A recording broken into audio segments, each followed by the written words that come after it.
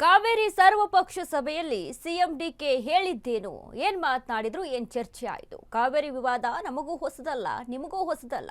ಕಾವೇರಿ ವಿವಾದವನ್ನ ನಾವೆಲ್ಲ ಮೈಗೆ ಅಂಟಿಸಿಕೊಂಡೇ ಬೆಳೆದಿದ್ದೇವೆ ಅನ್ನುವಂತಹ ಮಾತನ್ನ ಆಡಿರುವಂತ ಸಿಎಂ ಡಿಕೆ ಸಭೆಯಲ್ಲಿ ಏನ್ ಚರ್ಚೆ ಆಯಿತು, ಏನ್ ಮಾತನಾಡಿದ್ರು ಡಿಕೆ ಶಿವಕುಮಾರ್ ಅಂತ ಅಂದ್ರೆ, ಕಾವೇರಿ ವಿವಾದ ಇವತ್ತು ನಿನ್ನೆದಲ್ಲ.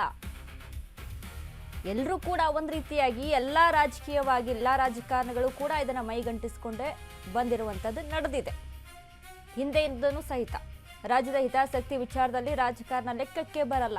ರಾಜ್ಯದ ಹಿತಕ್ಕಾಗಿ ಎಲ್ಲಾ ಪಕ್ಷಗಳು ಒಟ್ಟಿಗೆ ನಿಂತ ಚರಿತ್ರೆ ನಮ್ಮದು. ಕುಡಿಯುವ ನೀರಿಗೆ ಮೊದಲ ಆದ್ಯತೆ ಎನ್ನುವುದು ನಮ್ಮ ನಿಲುವು. ನಮ್ಮ ಈ ನಿಲುವಿಗೆ ತಮ್ಮ ಸಂಪೂರ್ಣ ಸಹಮತ ಇದೆ ಎಂಬುದು ನನಗೆ ಗೊತ್ತಿದೆ. ಕೇಂದ್ರ ಸಚಿವ ಸಿಆರ್ ಪಾಟೀಲ್, ಪ್ರಹ್ಲಾದ್ ಜೋಶಿ, ಸೋಮಣ್ಣ ಜೊತೆ ಮಾತಾಡಿದ್ದೆ. ಮಾಜಿ ಸಿಎಂ ಬೊಮ್ಮಾಯಿ ಶೆಟ್ಟರ್ ಭೇಟಿ ಮಾಡಿ ವಿಚಾರ ಮನವರಿಕೆ ಮಾಡಿಕೊಟ್ಟಿದ್ದೆ. ಎಲ್ಲರೂ ಪಕ್ಷ ಭೇದ ಮರೆತು ಕೇಂದ್ರದಲ್ಲಿ ರಾಜ್ಯದ ಪರ ಮಾತನಾಡಿದ್ದಾರೆ. ಅವರಿಗೆ ಧನ್ಯವಾದಗಳನ್ನ ಹೇಳಿದ ಮುಖ್ಯಮಂತ್ರಿ ಡಿಕೆ ಶಿವಕುಮಾರ್. ಸಂಸದರ ಸಭೆಯಲ್ಲಿ ಪಕ್ಷ ಭೇದ ಮರೆತು ಎಲ್ಲರೂ ರಾಜ್ಯದ ಪರ ನಿಂತಿದ್ದಾರೆ. ರಾಜ್ಯದ ಎಲ್ಲಾ ಸಂಸದರಿಗೂ ಧನ್ಯವಾದ ಹೇಳುತ್ತೇನೆ ಎಂದ ಸಿಎಂ ಡಿಕೆಶಿ. ಕಾವೇರಿ ಸರ್ವಪಕ್ಷ ಸಭೆಯಲ್ಲಿ ಸಿಎಂ ಡಿಕೆ ಮಾತನಾಡಿದರು.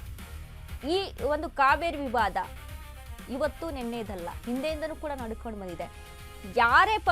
ಯಾವುದೇ ಪಕ್ಷದ ಸಿಎಂ ಆಗಿದ್ದ ಸಂದರ್ಭದಲ್ಲಿ, ಯಾವುದೇ ಪಕ್ಷದ ರಾಜಕಾರಣಿ ಸಿಎಂ ಆಗಿ ಇದ್ದಂಥ ಸಂದರ್ಭದಲ್ಲಿ ಎಲ್ಲರ ಜೊತೆ ಚರ್ಚೆಯನ್ನು ನಡೆಸಿದಾಗ ಅಲ್ಲಿ ರಾಜಕೀಯವನ್ನ ಮರೆತು ಕರುನಾಡಿಗೋಸ್ಕರ, ಕರ್ನಾಟಕದಗೋಸ್ಕರ, ರಾಜ್ಯದ ಜನರಿಗೋಸ್ಕರ ಅಲ್ಲಿ ಒಂದಿಷ್ಟು ಆದೇಶವನ್ನ ಕೊಟ್ಟಿರುವಂಥದ್ದು, ಮಾತುಗಳನ್ನ ಆಡಿರುವಂಥದ್ದು, ನಿರ್ಧಾರವನ್ನ ತೆಗೆದುಕೊಂಡಿರುವಂಥದ್ದು ಇದೆ, ಇತಿಹಾಸ ಇದೆ, ದಾಖಲೆಗಳಿದೆ.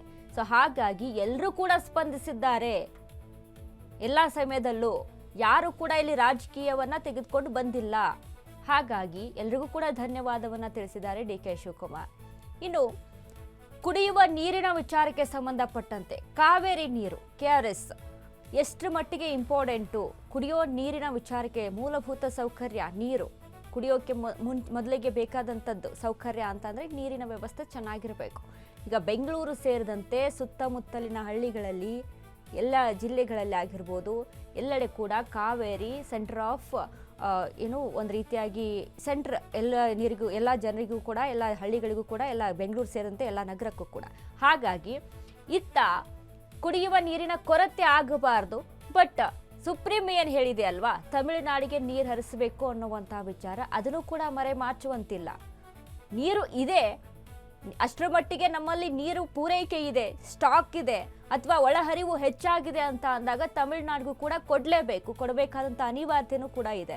ಈಗಾಗಲೇ ಏನು ಕೊಡಗಿನಲ್ಲಿ ಸುರಿತಾ ಇದ್ದಂಥ ಮಳೆ ಆಗಿರ್ಬೋದು, ಅದರಿಂದ KRSಗೆ ಒಳಹರಿವು ಹೆಚ್ಚಾಗಿರುವಂಥದ್ದು, ಇನ್ನು ಕಬಿನಿ ಡ್ಯಾಮ್ ಸಹಿತ ಅಲ್ಲಿ ಜಲಾಶಯ ಸಹಿತ ತುಂಬುತ್ತಾ ಇರುವಂಥದ್ದು, ಇವೆಲ್ಲವನ್ನ ಕೂಡ ಪರಿಗಣಿಸಿ ನೋಡಿದಾಗ ಎಕ್ಸ್ಟ್ರಾ ನೀರು ಬರ್ತಾ ಇದೆ. ಹಾಗಾಗಿ ತಮಿಳುನಾಡಿಗೆ ಕೊಡಬಹುದು ಅನ್ನುವಂಥ ನಿರ್ಧಾರ ಈಗಾಗಲೇ ಸರ್ಕಾರ ಕೂಡ ಹೇಳಿರುವಂಥದ್ದು. ಇದೆಲ್ಲದರ ಕುರಿತಾಗಿ ಆಗಿರುವಂಥ ಚರ್ಚೆ. ಕಾವೇರಿ ನೀರು, ಕಾವೇರಿ ನಮಗೆ ಸ್ವಂತ, ಕರ್ನಾಟಕಕ್ಕೆ ಸ್ವಂತ, ಬಟ್ ತಮಿಳುನಾಡಿಗೆ ಹರಿಸಬೇಕಾದಂಥ ಅನಿವಾರ್ಯತೆ ಇದೆ ಅನ್ನುವಂಥ ನಿಟ್ಟಿನಲ್ಲಿ ನಡೆದಿರುವಂಥ ಚರ್ಚೆ.